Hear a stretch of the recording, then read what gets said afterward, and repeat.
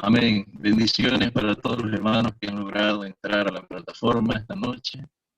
Dar la bienvenida al pastor Jeremías, quien va a compartir con nosotros el tema de la adoración, un tema tan importante para el pueblo de Dios. Así que estamos muy agradecidos por el pastor Jeremías que aceptó compartir este tema. Y a todos los hermanos que están en la plataforma, pues agradecemos su presencia y estoy seguro que más hermanos van a ir agregándose en los minutos. Vamos a orar, dar gracias al Señor. Amado Padre, en esta noche estamos en tu presencia, Señor, preparados y listos para recibir este tema sobre la adoración. ¿Cómo podemos adorarte correctamente? Tú has dicho en espíritu y en verdad, pero muchas veces no lo entendemos.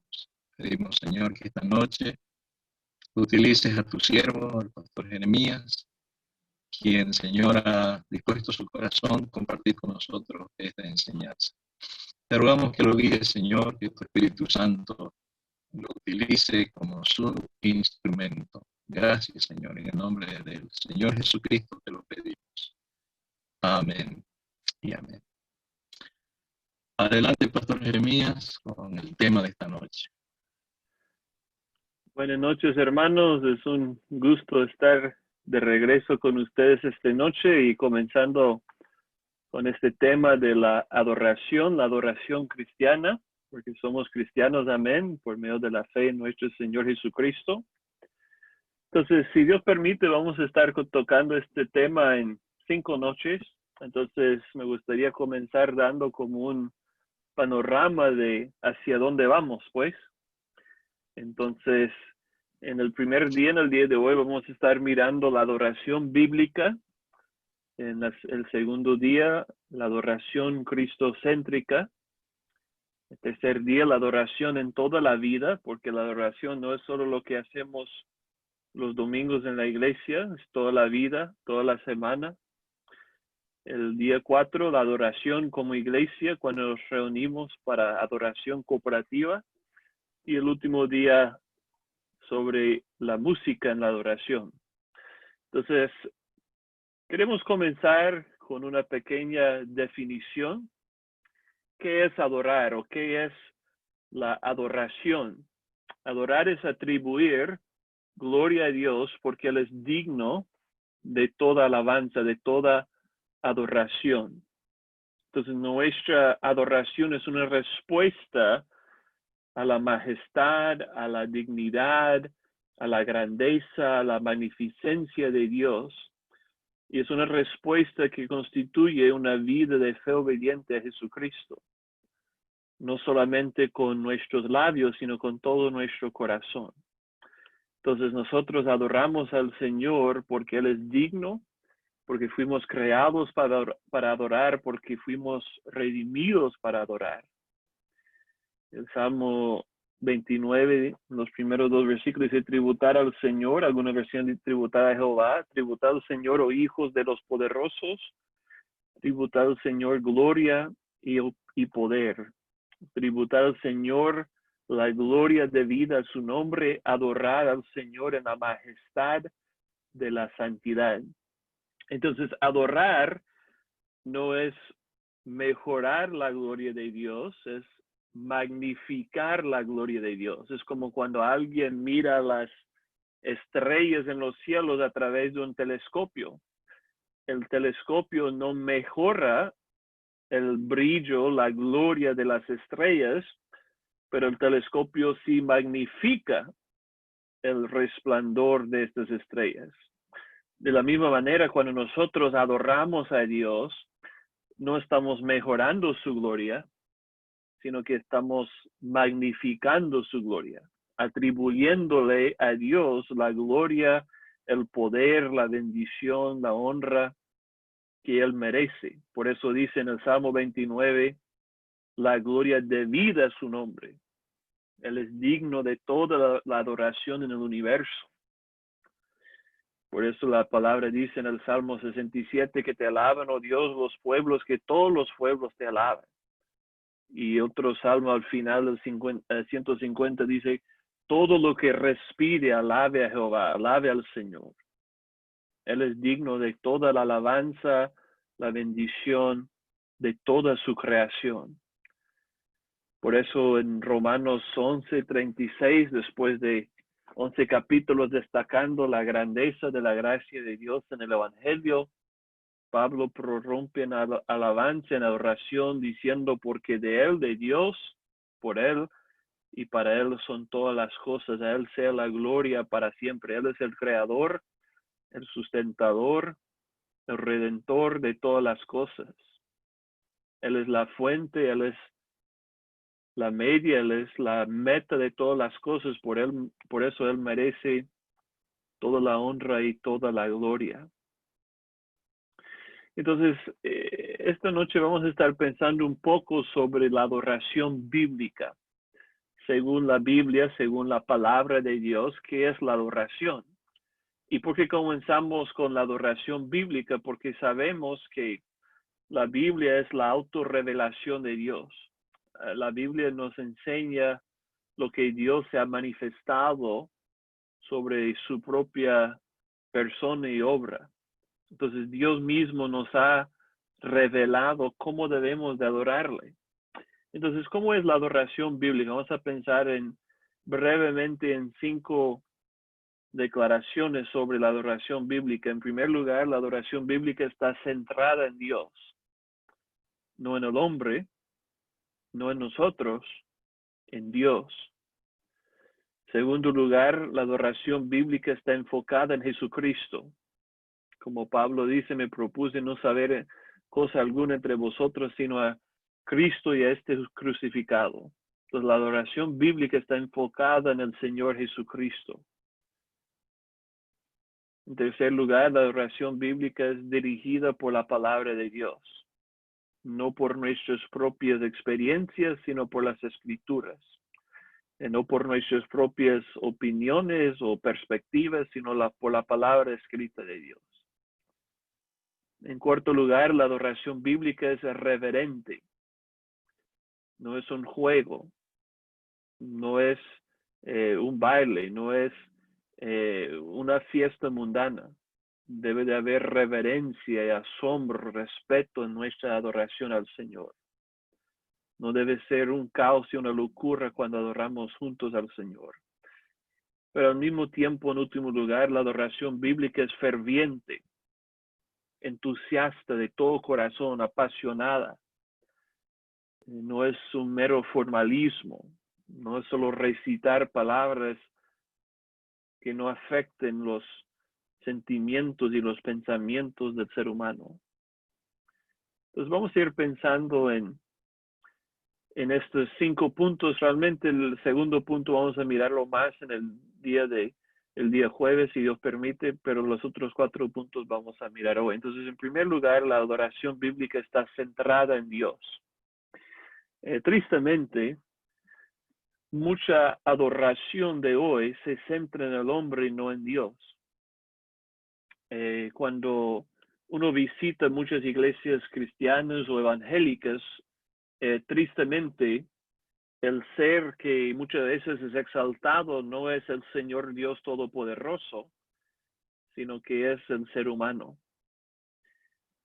Tristemente, la pregunta que se hace en muchas iglesias evangélicas es, ¿qué quiere la gente escuchar y hacer? Entonces, la gran meta, el gran deseo de la iglesia es alcanzar a las personas. Entonces, los líderes de la iglesia, con ese buen deseo de alcanzar a las personas, empiezan a considerar más qué es lo que el hombre incrédulo quiera oír cuando llegue a visitar la iglesia. Y como resultado de eso, los sermones ya no son expositivos. No se puede imaginar un sermón expositivo de 45 minutos, sino que es una charla motivacional por 15 minutos, porque es lo único que pueden aguantar los inconversos. La música se parece más a lo que uno escucharía en un concierto mundano. Se usa cualquier cosa para que la gente se sienta cómoda, la gente escuche el mismo tipo de música que escucharía en la radio. Básicamente el deseo es relevancia para alcanzar a las personas. Pero el problema es que el enfoque, el centro de la adoración es el hombre y sus deseos y sus pensamientos y sus opiniones, no es Dios. Pero yo creo que la pregunta que se debe de hacer es, ¿qué quiere Dios que hagamos para adorarle? El objeto de nuestra adoración es Dios, no es el hombre. A veces preguntamos a las personas que visitan la iglesia, ¿qué pensó usted del servicio? ¿O cuál fue su opinión de la reunión en la iglesia? Pero quiero proponer que en cierta manera nuestra evaluación de la iglesia no es tan importante. La pregunta es, ¿cuál es la evaluación de Dios? ¿Qué es lo que Dios piensa de nuestra adoración? ¿Qué es lo que Dios piensa de nuestros sermones, de nuestras oraciones, de nuestras canciones? ¿Qué es lo que Dios piensa de lo que hacemos como iglesia, como seres humanos? Porque el objeto de la adoración no es el hombre, es Dios.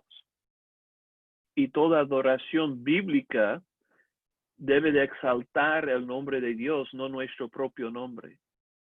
No estamos adorando para complacer a los hombres. Pablo decía, si yo todavía quisiera agradar a los hombres, yo no sería un siervo de Cristo. Gálatas 1:10. Entonces, la adoración bíblica exalta los atributos de Dios. Su omnisciencia, su omnipotencia, su omnipresencia, su inmutabilidad, su grandeza, su magnificencia, su justicia, santidad, misericordia, gracia, amor. Toda la plenitud de las perfecciones de Dios deben de ser exaltados y enaltecidos por nuestra adoración. Y no solo sus atributos, sino también sus obras.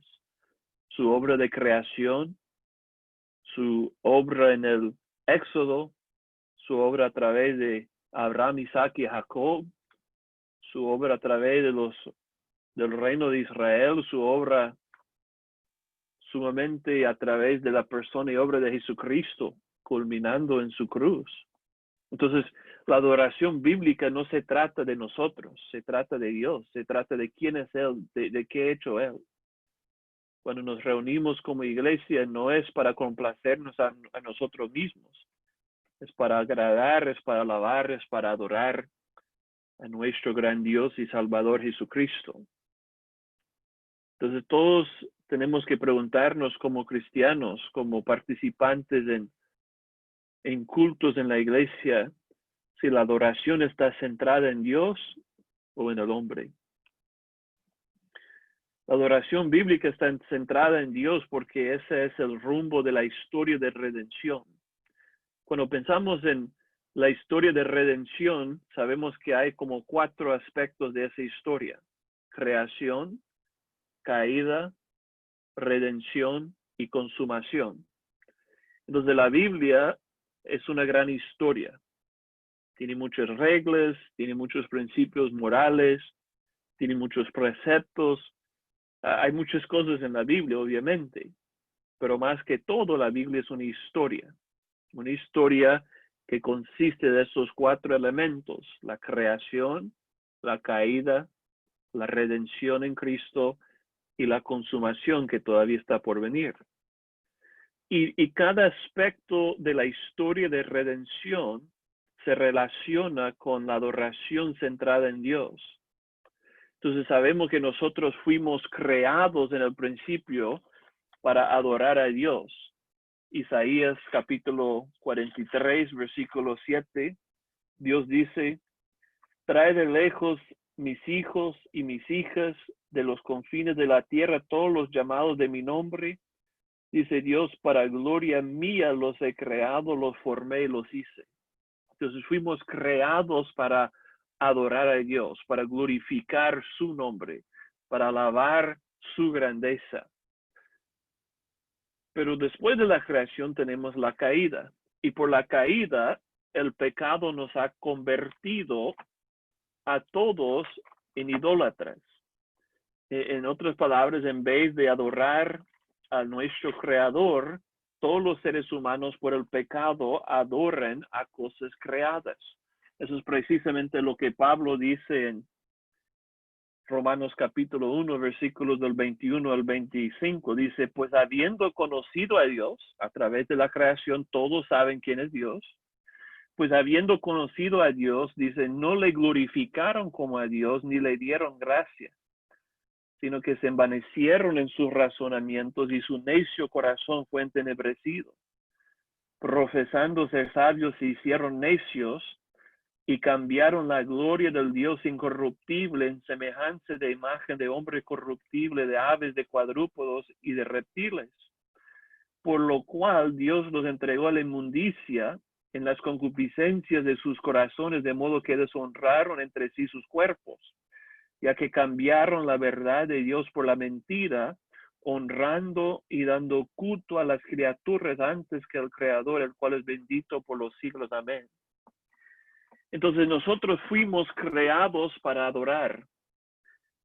Por eso no podemos no adorar. Todos adoramos a algo o a alguien.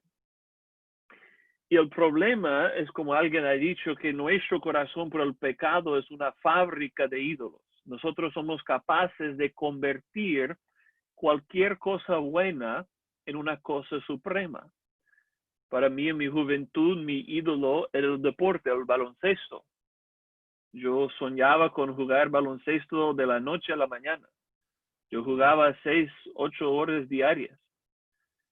Para muchos su ídolo es el deporte, el trago, la mujer, el cigarrillo, la droga, la tele, muchas cosas. Pero nosotros somos capaces de convertir cualquier cosa creada en una cosa suprema a la cual rendimos nuestro culto, nuestro amor, nuestro afecto. Si tú quieres saber cuál es tu ídolo, te puedes preguntar, ¿cuál es la única cosa sin la cual yo no puedo estar contento en la vida? Puede ser su esposa, pueden ser sus hijos, puede ser un trabajo, puede ser el mismo ministerio en la iglesia. Pero si nosotros adoramos, alabamos, amamos, atesoramos cualquier cosa creada,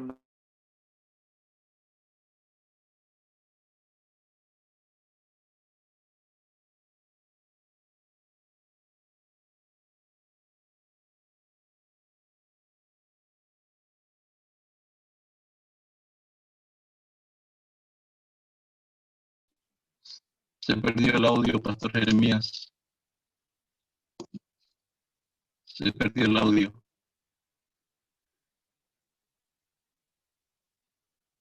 Pastor Jeremías.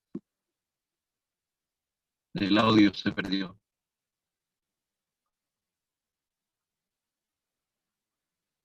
Parece que él salió, pero yo creo que ahorita vuelve. Esperemos un momentito. Pueda volver.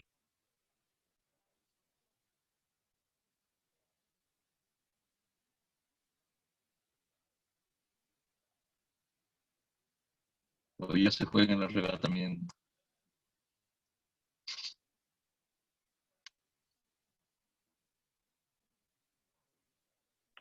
ya volvió, hermanos. Amén, amén, amén. Adelante, adelante. Perdón. Vamos a continuar si Dios permite. Entonces, Dios nos ha redimido en Cristo para que nosotros ahora podemos adorar a Dios de nuevo, para gloriarnos solo en la cruz de Cristo. Y sabemos que en la consumación del reino, cuando Cristo venga por nosotros, vamos a adorar a Dios para siempre. Allá no habrá necesidad de templo ni de tabernáculo, porque Dios mismo será el templo en la Nueva Jerusalén. Doctor Jeremías, hemos perdido las diapositivas. ¿Perdón? ¿De nuevo? Hemos perdido las diapositivas. Perdón. Vamos Vamos a intentarlo de nuevo. Sí, ¿Ahora sí? ahora sí. Sí, sí, ahora sí, ahora sí. Ok, excelente. Ok, entonces sabemos que la adoración del Antiguo Testamento fue centrada en Dios. El mayor mandamiento es el de adorar a Dios sobre todas las cosas. No tendrás otros dioses delante de mí, dice el Señor. Sabemos que el tabernáculo y el templo fueron diseñados para revelar la gloria de Dios y para promover la adoración de Dios. El centro del templo fue el lugar donde Dios manifestaba su presencia en el lugar santísimo y los hombres se acercaban a Dios para adorarle en el tabernáculo primero y luego cuando construyeron el templo en Jerusalén. Sabemos que los salmos dirigen y forman la adoración de Dios. Los salmos son el himnario de la iglesia, el himnario del pueblo de Dios. Los cantos inspirados por el Espíritu Santo que nos enseñan cómo adorar al Señor. Tristemente, el problema persistente de Israel fue su falta de adoración de Dios, fue su idolatría, su alabanza de los dioses falsos de Baal. Y sabemos que el Cristo vendría para restaurar la adoración verdadera. Entonces, en todo eso podemos notar que la adoración bíblica es una adoración centrada en Dios, no en el hombre. Como les dije, en el día de mañana, el jueves, vamos a hablar sobre la adoración cristocéntrica. Entonces, hoy vamos a saltar al tercer punto, que es la adoración dirigida por la palabra de Dios.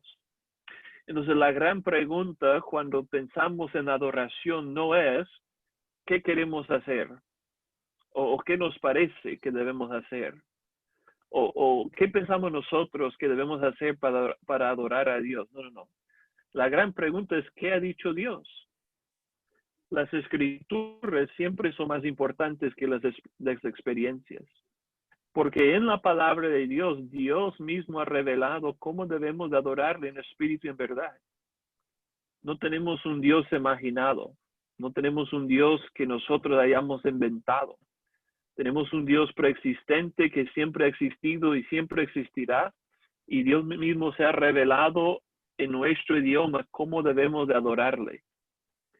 Así que, hermanos, tristemente en muchas iglesias las experiencias son más importantes que las escrituras. Se habla más de lo que a mí me sucedió que lo que el Señor dice. Pero no debe de ser así. Debe de ser las escrituras las que evalúen nuestras experiencias, no al revés. Entonces, ¿qué debemos hacer como iglesia para adorar a Dios? Vamos a hablar más de eso en otro día, pero hoy podemos ver que cantamos la Biblia, oramos la Biblia, predicamos la Biblia. Toda la adoración bíblica tiene que ser dirigida por la Biblia. Tristemente no siempre es así en la iglesia. El Antiguo Testamento enfatiza la prioridad de la palabra. Moisés decía en Deuteronomio 32, versículos 46 y 47, aplicad vuestro corazón a todas las palabras que yo os testifico hoy, para que las mandéis a vuestros hijos a fin de que cuiden y cumplir todas las palabras de esta ley, porque no es cosa vana, es vuestra vida. Hermanos, la palabra de Dios es nuestra vida.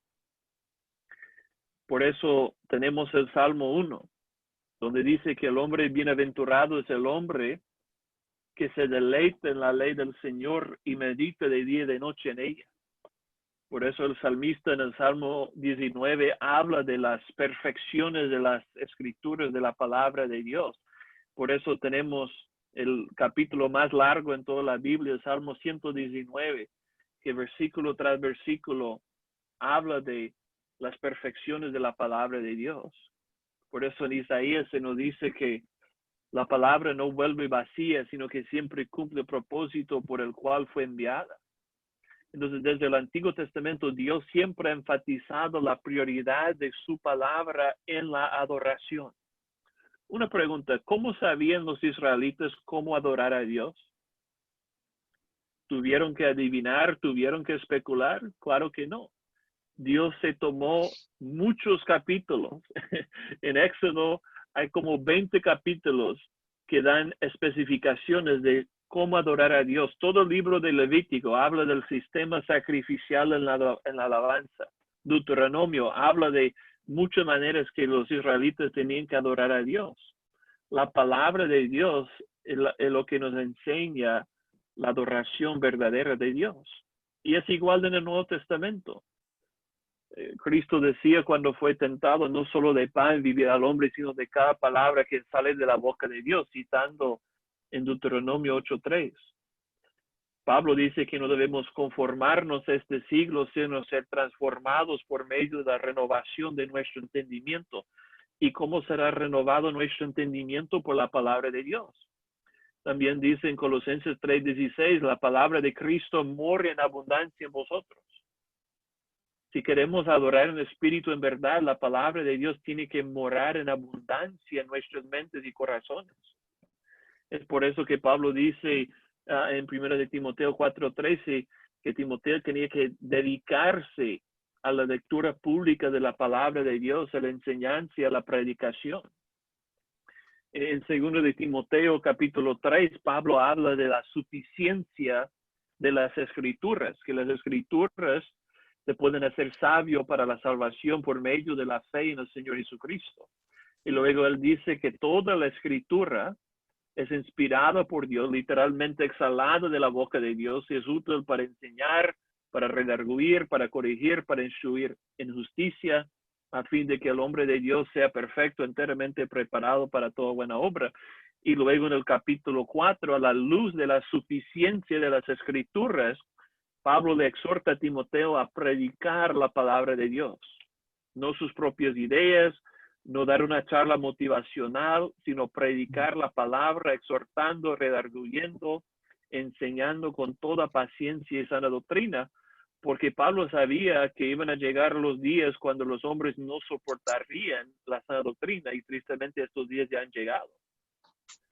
Entonces, desde el Antiguo hacia el Nuevo Testamento, vemos que la palabra de Dios es primordial en la adoración. No podemos adorar a Dios como nos dé la gana.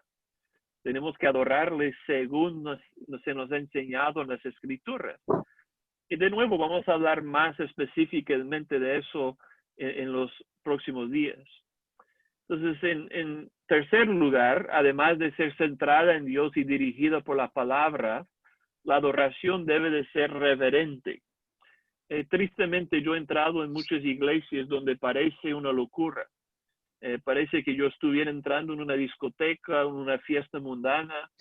Es una locura, es un caos. Todos están ahí gritando, brincando, saltando, corriendo. Parece un caos, pero nuestra adoración debe de ser reverente, con respeto, con asombro. Nos estamos acercando al Dios del universo. Escuchen lo que el autor de Hebreos dice aquí en Hebreos 12. Dice, porque no os habéis acercado al monte que se podía palpar y que ardía en fuego, a la oscuridad, a la tiniebla de la tempestad, al sonido de la trompeta, la voz que hablaba, la cual los que la oyeron rogaron que no se les hablase más, porque no podían soportar lo que se ordenaba. Si aún una bestia tocara el monte, será apedreada o pasada con dardo. Y tan terrible era lo que se veía que Moisés dijo, estoy espantado y temblando. Eso está hablando del monte de Sinaí, donde el Señor dio su ley al pueblo de Dios a través de Moisés.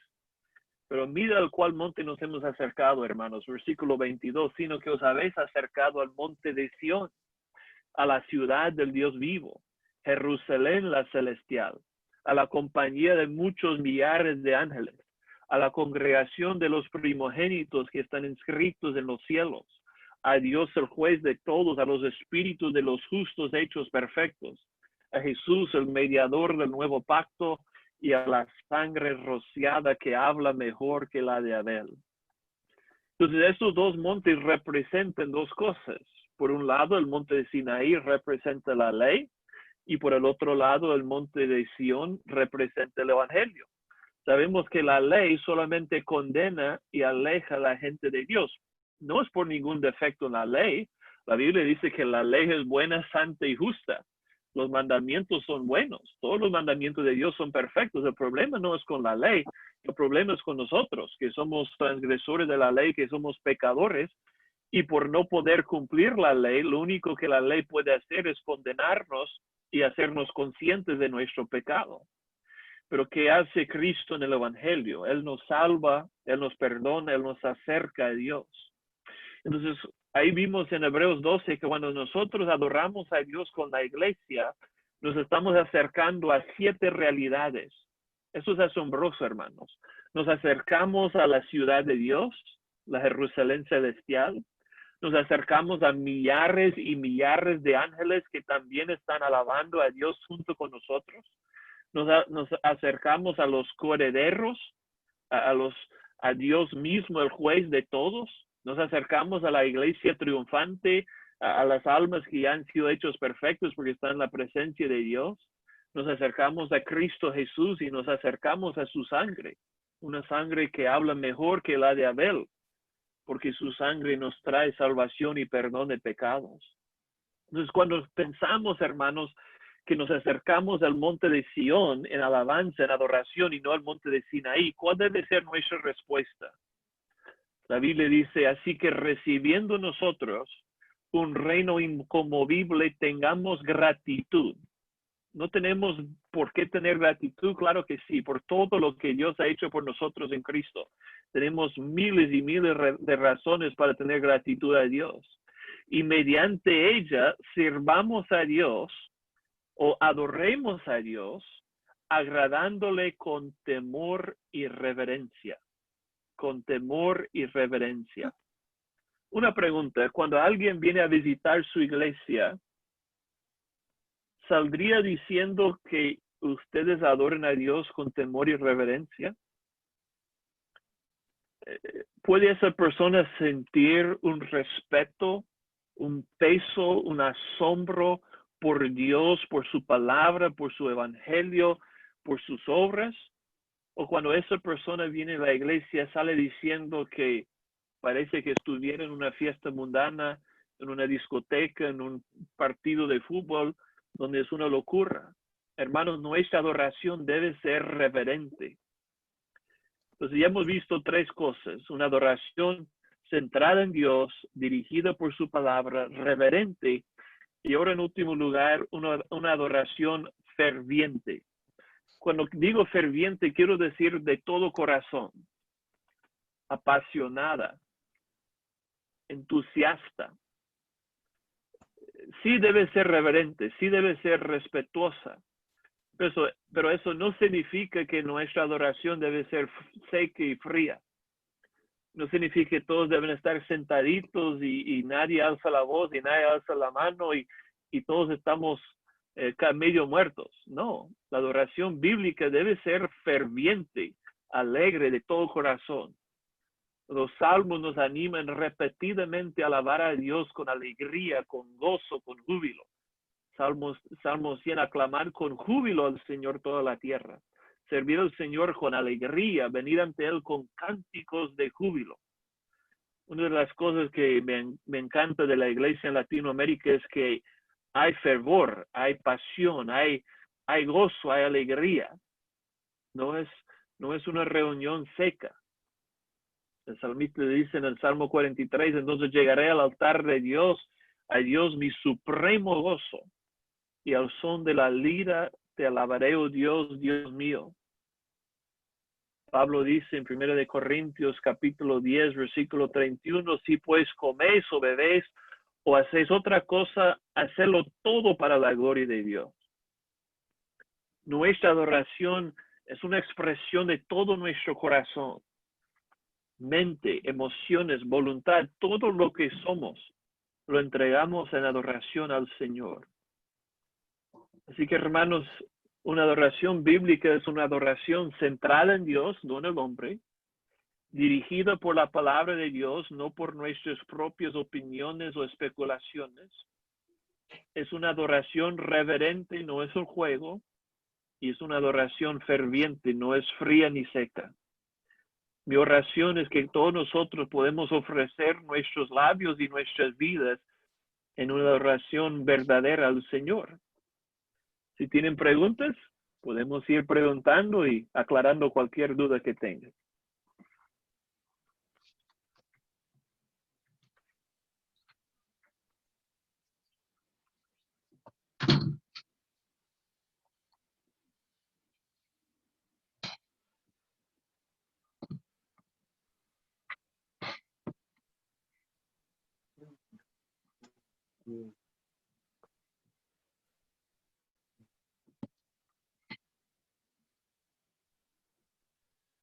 Otra vez.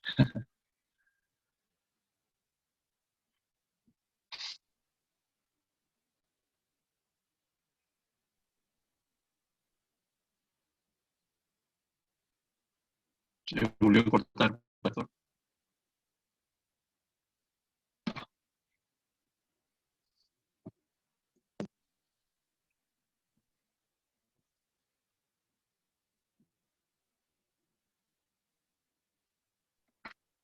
Su micrófono, pastor Jeremías. Oh, ya. Listo. Si alguien tiene preguntas, adelante, adelante. Interesante el tema sobre la adoración. Ha traído muchas luces de cómo debemos adorar en la iglesia. Realmente desafiante, ¿no? Porque hay cosas que tenemos que corregir en la iglesia, de cómo estamos adorando a Dios. Entonces vamos a abrir los micrófonos, aprovechemos que tenemos tiempito, tenemos como unos 14 minutos con el doctor Jeremías todavía, así que hay tiempo para hacer preguntas o comentarios, ¿no? También, si alguien quiere comentar algo, adelante. Empezamos con Samuelito. ¿Tiene una pregunta, Samuel? Buenas noches. Amén, pastor, buenas noches, pastor Jeremías, buenas noches, hermanos, bendiciones. Bueno, creo que la explicación está clara, pero algunas dudas, ¿no? Por ejemplo, hablábamos de que la adoración debe estar centrada en Dios. Esto es correcto. La pregunta sería, ¿cómo darnos cuenta o cómo saber qué alabanza no está centrada en Dios? Por ejemplo, todas las alabanzas que nosotros cantamos en la iglesia parecieran estar centradas en Dios, ¿no? Pero ¿cómo podríamos, o cuál sería, digamos, el filtro para poder ver cuáles sí y cuáles no, digamos? Wow, muy buena pregunta, Samuel. Buenas noches y un gusto saludarle. Pues yo creo que, hermano, obviamente tiene que ver con las letras de las canciones y si Dios permite, el último día vamos a hablar de la adoración de la música más específicamente sobre la importancia de escoger canciones que hablan de los atributos de Dios, de las obras de Dios. Pero yo creo que ese punto tiene que ver con más nuestra motivación, porque lo que ha pasado en los últimos 3, 4 décadas es que en muchas iglesias se han convertido en iglesias que se llaman a veces para buscadores o sensibles a los buscadores. Y realmente el enfoque de esas iglesias es que pueden ser relevantes para los inconversos que los rodean. Y en cierta manera, debemos de tomar en cuenta, que nuestros mensajes sean relevantes y comprensibles incluso para los no cristianos. El problema es cuando la pregunta primordial en la iglesia es, ¿qué quieren los demás escuchar? ¿Qué quieren los demás oír? ¿Qué quieren los demás hacer? Y si nuestra motivación es simplemente complacer a los inconversos que nos rodeen porque queremos que vengan a la iglesia, que vuelvan a la iglesia, que no sean ofendidos por algo que pudiéramos cantar o enseñar, cuando ese es el motivo, se empieza a distorsionar la adoración bíblica. Casi siempre se corta el sermón porque decimos, bueno, un inconverso no está acostumbrado a escuchar una prédica de 40 minutos de la Biblia, mejor le demos una charla unos 15 minutos. O un inconverso no va a entender la palabra redención o expiación o propiciación, mejor nunca usemos esas palabras. O un inconverso no va a aguantar una oración de 5 o 7 minutos. Entonces, cualquier oración tenemos que hacerlo muy breve, no más que un minuto. Y se empieza a distorsionar la adoración con el fin de agradar a esas personas que nos visitan. El problema es el objeto principal de la oración no es los demás, no es los visitantes. Sí queremos que lleguen, sí queremos que se arrepienten y lleguen a la fe en Cristo, pero el enfoque tiene que ser qué es lo que agrada a Dios, porque Él es el objeto de la adoración. Entonces yo creo que es la motivación más que todo lo que hace una adoración centrada en Dios. Pienso también que, bueno, usted dice que va a considerar después las letras de las alabanzas. Hay muchas alabanzas que solamente son a nivel horizontal. Estamos hablando de personas, qué sé yo, para animarnos, pero no estamos dirigiendo la adoración vertical hacia Dios. Entonces no estamos diciendo palabras que adoren a Dios por sus atributos, por lo que Él es, ¿no? Sino simplemente estamos cantando algunas canciones ahí a nivel horizontal a fin de animarnos unos a otros, que está bien, tiene su lugar, pero lo principal en la iglesia es adorar a Dios, ¿no? Y Él busca adoradores, que le adoren en espíritu y verdad, ¿no? Entonces, hay que examinar las letras que estamos usando en la iglesia, que últimamente se han vuelto muy repetitivas, ¿no? Frases tan cortas, se las repite una y otra vez y una y otra vez. Y yo digo, si a nosotros nos cansa, ¿cómo será Dios, no? Que le esté diciendo la misma cosa, ¿no? Ahorita las alabanzas, los adoradores, entre comillas, hacen canciones de una estrofa que lo repiten una y otra vez, ¿no? Lo mismo. Y habría que examinar, yo creo, eso también, ¿no? Como comentario. Amén. Bien, gracias, Pastor Elías y Samuelito. Amén. ¿Hay otro hermano que desea preguntar o comentar Amén. algo? Bueno, no sé si puedo hacer una pregunta más, pastor. Amén, amén. Amén. Adelante. Bueno, está bien. Por ejemplo, cuando hablábamos de la adoración reverente, ¿no? Hablábamos de que tenemos que hacer saber a quién estamos adorando, o sea, conocer, saber, pero también en pocas palabras también habíamos dicho que tiene que ser con fervor, con júbilo, con entusiasmo, sabiendo también a quién estamos adorando. Entonces, creo que vuelve a hacer la pregunta la misma. ¿Cuál sería, digamos, la línea? Porque es una línea muy delgada de decir, ¿no? Porque yo he escuchado muchas veces a pastores decir, salten, griten al Señor, canten con júbilo, gozo. Si están en el, digamos, en el estadio y está ganando tu equipo, por decir, ¿no? Es un ejemplo. Te alegras y saltas de gozo, ¿no? Pero, bueno, ¿cuál sería la línea que separaría, digamos, lo reverente de lo irreverente? Esa es mi pregunta. Bueno, tú mismo lo dijiste, entonces yo creo que ya vas en buen camino para saber la respuesta, que es una línea muy delgada. Entonces, como tú mismo decías, no queremos que la iglesia sea un espectáculo. Entonces, nadie debe salir diciendo de la iglesia, wow, qué buen show. Por ejemplo, cuando alguien va a un concierto, sale diciendo, wow, esos músicos tocaron de manera increíble, la cantante, porque saben que vieron un gran espectáculo. La gente no debe de salir de la iglesia diciendo lo mismo. No es un espectáculo, no es un show, no estamos tratando de dar una buena impresión de que somos con buenos talentos, algo así.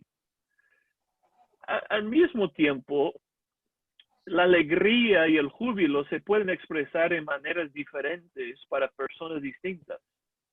Por ejemplo, yo puedo tener mi corazón alegre y cantar con júbilo, sin alzar mis manos, sin gritar, sin saltar.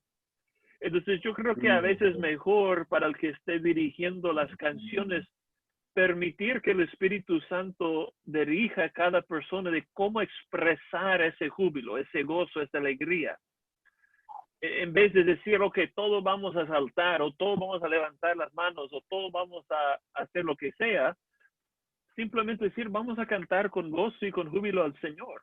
Y tal vez algunos levantan las manos, tal vez algunos saltan, tal vez algunos hacen diferentes cosas, pero cada uno siendo dirigido por el Espíritu Santo, porque lo que sucede es que muchas veces se convierte en un emocionalismo. Y yo siento, si yo no he levantado las manos, si no he saltado, realmente no he adorado al Señor. Y eso no es necesariamente cierto.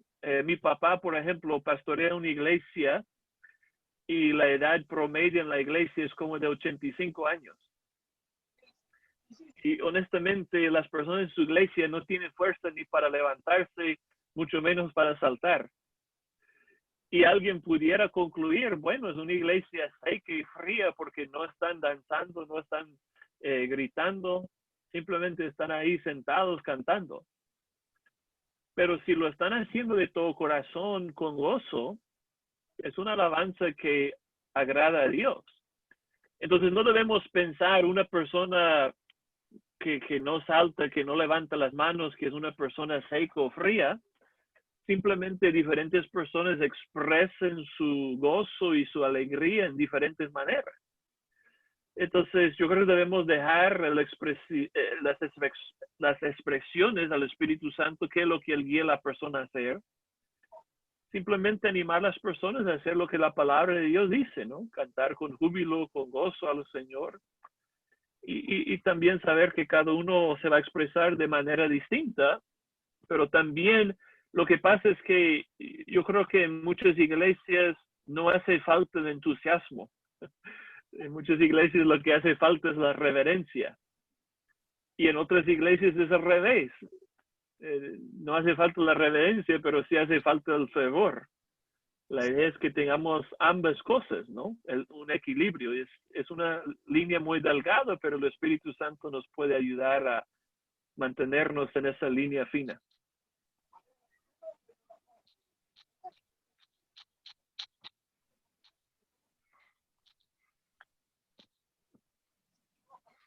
Si alguien más quiere decir o quiere hacer alguna pregunta, puede hacerla. O quiere comentar algo también. Amén.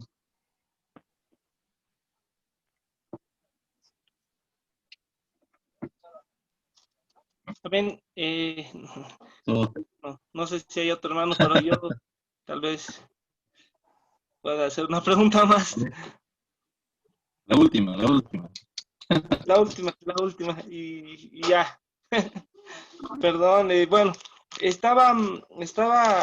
bueno, no sé si es en Salmos 27 o 127 o 37, pero habla de que Dios habita en la alabanza de su pueblo.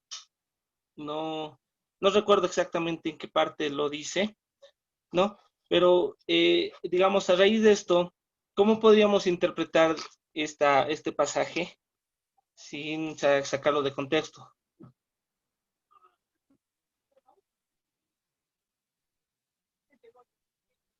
Bien, hermano, pues, bien, hermano. Yo creo que yo estaba tratando de buscar, pero no encuentro la cita, tal vez otro hermano la encuentra, pero pues yo creo que la idea es que Dios se manifiesta de manera especial cuando le estamos adorando juntos como iglesia. Obviamente Dios es omnipresente, Dios habita en todos lados. Dios está conmigo en los Estados Unidos de Norteamérica, está con ustedes en Bolivia, está con hermanos en Perú, por todos lados. Pero Dios se revela, se manifiesta de una manera especial cuando la iglesia juntamente está alabando su nombre. Y cuando yo adoro al Señor personalmente en mi propia casa, muchas veces yo siento su presencia, a veces no. Pero cuando yo estoy alabando al Señor junto con la iglesia, muchas veces siento su presencia más. Y para mí la única manera de explicarlo es que Dios se manifiesta, se revela, especialmente cuando le estamos adorando juntos como iglesia. Yo creo que a eso se refiere.